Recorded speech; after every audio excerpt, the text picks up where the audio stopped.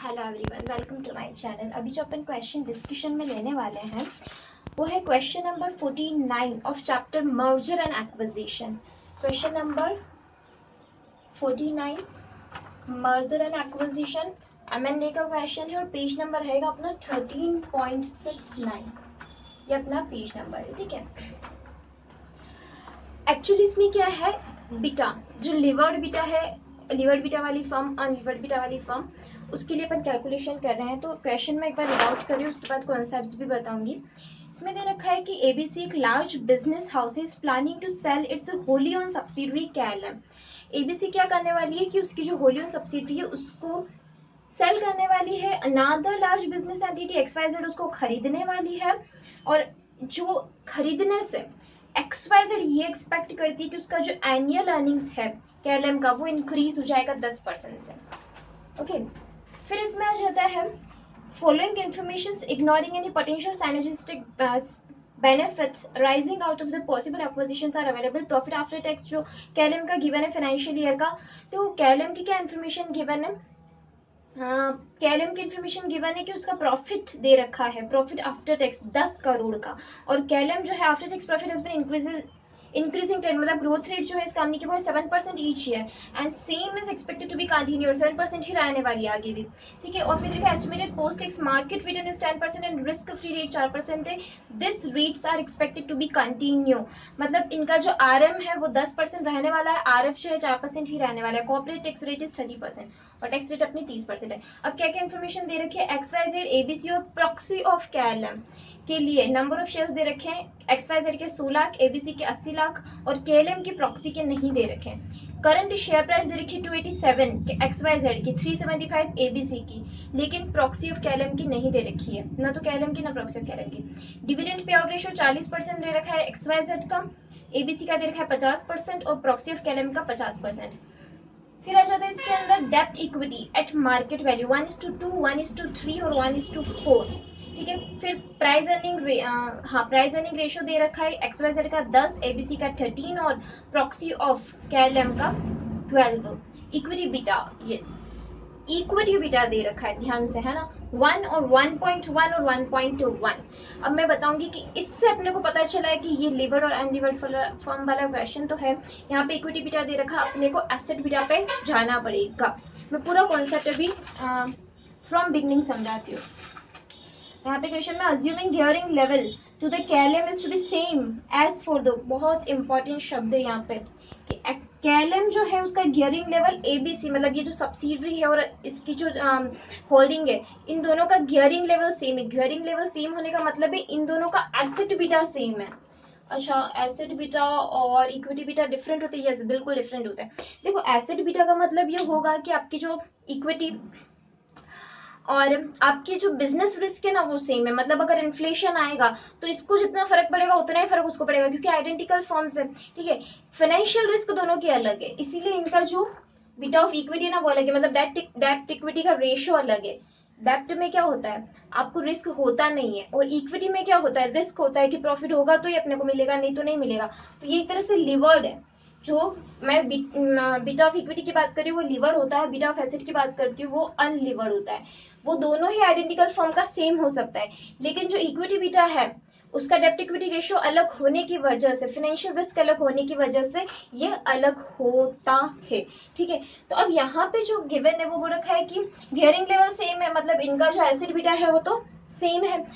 अब यहाँ पे बोल रखा है appropriate cost of equity calculate करो KLM की कॉस्ट ऑफ इक्विटी। आपको पता है कॉस्ट ऑफ इक्विटी कैलकुलेट करने के लिए आपके पास एक फॉर्मूला आ सकता है, RF plus B RM less RF, CAPM लगा के। तो CAPM लगा के अपन RF plus B RM less RF करके अपन किसका, KLM का क्या कर सकते हैं, KE तो अपन निकाल सकते हैं। अपने पास RF गिवन है, RF कितना गिवन है, RF गिवन है अपने पास 4% और बीटा अपने पास नहीं है अभी। यहाँ पे RM कितना गिवन है, RM गिवन है 10%, और RF कितना गिवन है 4%। ठीक है, ये KLM का। अब बीटा नहीं है तो बीटा कैलकुलेट कर लेते हैं अपन। हाँ देखो KLM का क्या अपने को गिवन है, इक्विटी बीटा गिवन है, एसेट बीटा गिवन नहीं है अभी। ठीक है, तो इक्विटी बीटा कितना है इसका 1.1 और ABC का भी कितना है 1.1। अब आप एक काम करो ना, जो 1.1 का आपके पास KLM का इक्विटी बीटा है उससे आप एक बार एसेट बीटा कैलकुलेट कर लो। बिल्कुल कर लेते हैं। देखो फॉर्मूला क्या होता है, अच्छा ये फॉर्मूला डिराइव कैसे होता है, मैं पूरा फॉर्मूला अपने को लर्न करने की भी जरूरत नहीं पड़ेगी, मैं पूरा बता देती हूँ। देखो beta of asset is equals to weight of equity और beta of equity plus weight of, इसको ये ऐसे लिखो, वेट ऑफ डेब्ट और बीटा ऑफ डेब्ट। अब मुझे बताओ इसमें रिस्क तो है नहीं डेब्ट में, तो इसका तो जीरो ही आएगा, बीटा बीटा जीरो आएगा तो वेट जीरो। अच्छा इक्विटी का वेट निकालना है, वेट कैसे निकालते हैं अपन, इक्विटी डेब्ट प्लस इक्विटी, मतलब टोटल एसेट में से इक्विटी कितना है multiplied by beta of equity, ये करके आ जाएगा इसका वेट। ठीक है, तो अब एक काम करते हैं ना, बीटा ऑफ इक्विटी को इधर लेके जाते हैं, तो beta of equity is equal to beta of asset multiplied by डेब्ट प्लस इक्विटी अपॉन इक्विटी। अच्छा तो अब एक काम करते हैं, इसको सॉल्व करते तो आगे आ जाएगा beta of equity is equal to beta of asset 1 plus डेब्ट अपॉन इक्विटी। ठीक है, अब ये जो डेब्ट है ना, आपको पता होगा इंटरेस्ट रेट अपन लेते हैं तो टैक्स लेस करने के बाद लेते हैं, तो 1 लेस टी कर दो, तो यहाँ पे आ जाएगा beta of equity is equal to beta of asset अरे 1 प्लस डेब्ट 1 लेस टी अपॉन इक्विटी। ठीक है, तो ये अपना हो गया फाइनली फॉर्मूला, समझ में आया फॉर्मूला। अब बीटा ऑफ इक्विटी जो है, बीटा ऑफ एसेट 1 प्लस डेब्ट अपॉन इक्विटी 1 लेस टी। ठीक है, अब मैं आपको जो KLM का इक्विटी बीटा उससे एसेट बीटा निकालने का देखते हैं अपन। ठीक है,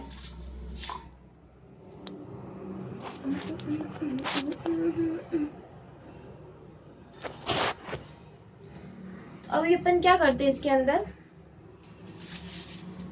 1.1 दे रखा है इक्विटी बीटा, तो इक्विटी बीटा फॉर्मूला क्या है, beta of equity is equals to beta of asset 1 plus डेब्ट अपॉन इक्विटी। ये बताओ बीटा ऑफ इक्विटी कितना है, तो बीटा ऑफ इक्विटी है अपने पास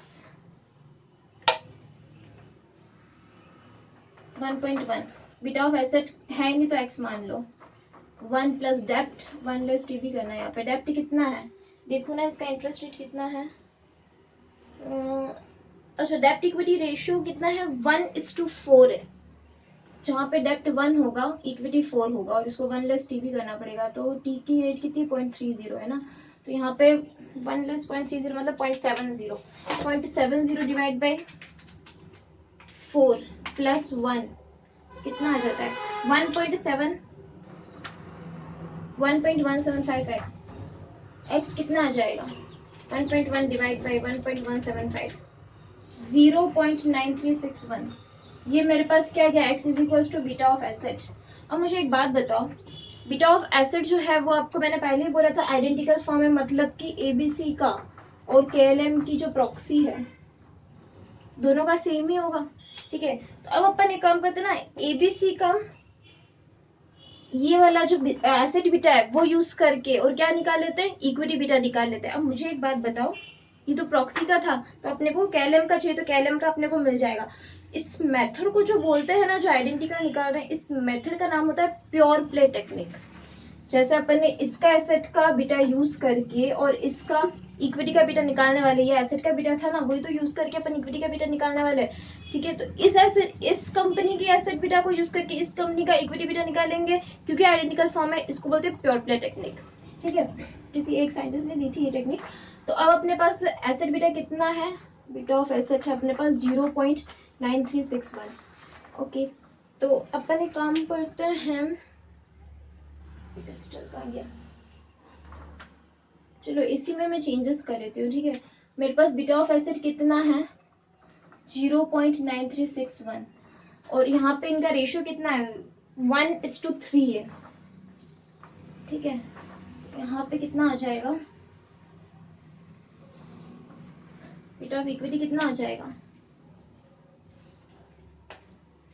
ये इसको थोड़ा सा सही लिखते हैं, ये जो 1 30 यहाँ पे भी लिख सकते हो तो भी आ जाएगा 1 divide by 3 multiplied by 70% multiplied by sorry plus 1 multiplied by 0.9361 यह जाता है 1.15452, ये अपना आ जाता है बीटा ऑफ इक्विटी। अब ये जो बीटा ऑफ इक्विटी है ना, इससे आपको पता है आपको कॉस्ट ऑफ इक्विटी निकल सकता है। अपन ने जो फर्स्ट फॉर्मूला डिस्कस किया था R F plus B R M plus R F करके, कितना था आर एम कितना था 10%, आर एफ कितना था 4%, ठीक है। बीटा कितना है 1.1545 प्लस आर एफ कितना है 0.04%, तो ये आ गया 6 मल्टीप्लाइड बाई 1.1545 प्लस 4 10.927%, ये अपना आ गया क्या कॉस्ट ऑफ इक्विटी, दिख रहा है ना, के ई आ गया अपना, ये के ई, चलो के ई तो आ गया अपना, ठीक है। अब के ई आ गया, अब अपन क्या करते हैं, फर्स्ट पार्ट अपना कंप्लीट हो गया, अब सेकंड पार्ट पे आ जाओ। सेकंड पार्ट में क्या पूछा है, अ range of value of KLM both before and after the potential synergistic benefit to XYZ of the acquisition। XYZ खरीदने वाली कंपनी, जो खरीदने वाली, अभी तक आपको पता है इस पूरे पिक्चर में XYZ आई नहीं है। ABC अपन ने प्रॉक्सी जो था उससे उसके बीटा से अपन ने इक्विटी का बीटा निकाला, इक्विटी के बीटा से अपन ने के निकाल लिया, ठीक है। अब अपने पिक्चर में आएगी जो कंपनी अब एक्विजिशन करने वाली है वो, ठीक है। तो रेंज ऑफ वैल्यू चाहिए अपने को। अब देखो क्या क्या इन्फॉर्मेशन है KLM के बारे में। KLM के बारे में इन्फॉर्मेशन है कि उसके पास 10 करोड़ का प्रॉफिट आफ्टर टैक्स है। अच्छा 10 करोड़ का प्रॉफिट आफ्टर टैक्स, उसका पी रेशो देखो ना कितना है, प्रॉक्सी वाली जो KLM की फर्म है उसका 12 है पी रेशो। तो क्या अपन 10 मल्टीप्लाइड बाई 12 करें तो उनका जो प्री एक्विजिशन जो वैल्यू है वो आ जाएगा। हाँ बिल्कुल आ जाएगा, क्यों नहीं आएगा। अब मैं इसको भी मिटा रही हूँ, ठीक है ना।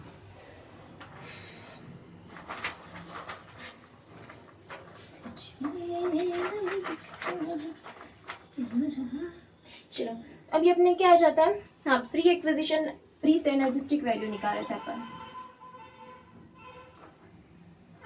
प्री सिनर्जिस्टिक वैल्यू के लिए मैंने बोला था कि 10 जो है करोड़ का उसके पास संपत्ति, किसके पास, प्रॉक्सी के पास, ओ सॉरी ये तो KLM के पास ही है। और KLM की जो प्रॉक्सी उसका पी कितना है, पी है 12, तो ये हो जाता है 10 × 12 कितना होता है। अब क्या करो, कैलकुलेटर की इतनी आदत हो गई है, ये भी अपने को एगोटे पे करना पड़ रहा है 120। अच्छा तो ये प्री एक्विजिशन 120 है, 10% ऐड होने क्या बोला है, XYZ ने बोला है कि हमको तो 10% ऐड होके मिलेगा, तो इसको 10% ऐड करो ना, कितना आता है 120 प्लस 10% 132। अच्छा ये देखो कि जो अपनी XYZ है उसका प्रॉफिट आफ्टर टैक्स कितना है, ये अपन कर क्या रहे, profit after tax multiplied by P कर रहे ना। एक बात ध्यान से समझना, इसमें मार्केट प्राइस नहीं है, किसकी, जो प्रॉक्सी है उसकी। पहली बात तो मार्केट प्राइस नहीं है, दूसरी बात इसके अंदर मार्केट प्राइस ना होने की वजह से P is equal to MPS upon EPS वाला फॉर्मूला आप नहीं लगा सकते। तो आपको एमपीएस, आपके पास एमपीएस है नहीं, ईपीएस आपको मिलेगा नहीं, तो ईपीएस इंटू जो नंबर ऑफ शेयर्स है वो भी नहीं कर सकते, क्योंकि इसमें पर्टिकुलर उस प्रॉक्सी KLM के या KLM के पर्टिकुलर जो नंबर ऑफ शेयर है वो भी नहीं दे रखे। जो अपन नॉर्मल जो मेथड लगाते हैं उससे ये मेथड इसलिए डिफरेंट हो रहा है। अपने P इंटू क्या क्या जो इन्फॉर्मेशन थी उस अकॉर्डिंग अपन ने क्या किया, प्री उसकी जो वैल्यू थी वो निकाली, प्री सिनर्जिस्टिक वैल्यू। उसके लिए अपन ने क्या किया था, 10 करोड़ जो प्रॉफिट आफ्टर टैक्स था उसको मल्टीप्लाई किया उसके प्राइस अर्निंग रेशियो से, ठीक है। प्राइस अर्निंग कितना था 12 था, ये 10 करोड़ था 120 करोड़ हो गया।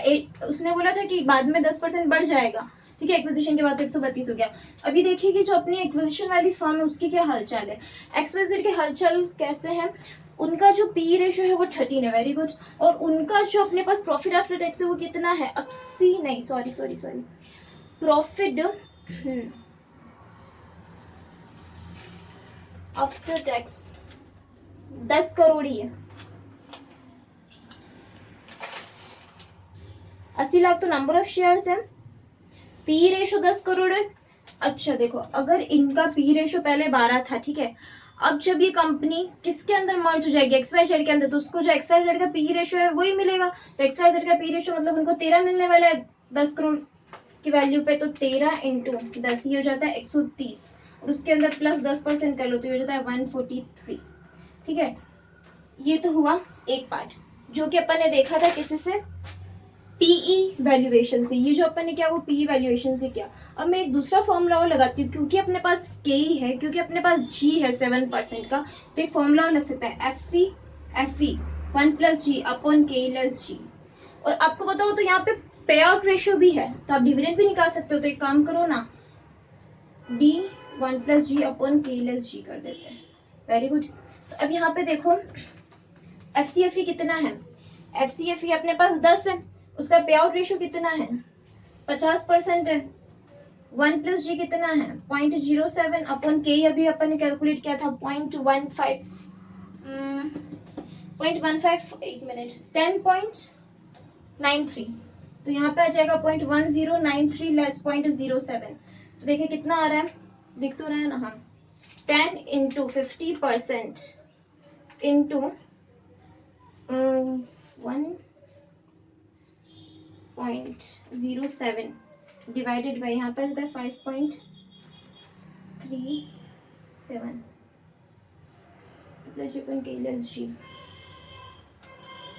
मेरे को तो ये लग रहा है कि बस सिंपल सा 0.1093 माइनस 0.07 यहाँ पे आ जाता है डिवाइडेड बाय 0.0393 किया अपन ने, 5.35 डिवाइडेड बाय 0.0393 आ जाती है 136.132 की वैल्यू दिख रही है। और उसको 10% से ऐड कर लो तो कितना आ जाता है 149.7454, 149.7454, बिल्कुल ठीक। अभी यहाँ पे ये तो क्या आ गया, प्रीस एनर्जी वाला आ गया। अब यहाँ पे देखो कि पे आउट रेशियो भले ही XYZ का 50% है, लेकिन सॉरी कैल एम का 50% है, पर XYZ तो 40% ही पे आउट देने वाली है। अरे यार तुझे 40% ही पे आउट देने वाली है, मतलब अब तो उसको आफ्टर एक्विजिशन 40% मिलने वाला है। तो 10 इंटू 40% इंटू 1.07 यह जाता है 4.28, मैं यहाँ पे 4.28 और डिवाइड कर लेते हैं अपन, डिवाइड तो उसी से करना था 0.1093 माइनस 0.0393, तो 4.28 डिवाइड बाई 0.0393 कितना आ जाता है 108.91 करोड़। ये सब करोड़ में चल रहे हैं 108 क्योंकि पर शेयर नहीं निकाला अपन ने, आपको पर शेयर निकालना हो तो भी आप निकाल सकते हो। कैसे नंबर ऑफ शेयर्स दे रखे, तो आप 10 करोड़ को डिवाइड कर लो, जितने ही आपकी प्रॉफिट अर्निंग्स है उसका आप डिवाइड करो नंबर ऑफ शेयर्स से, तो भी हो सकता है।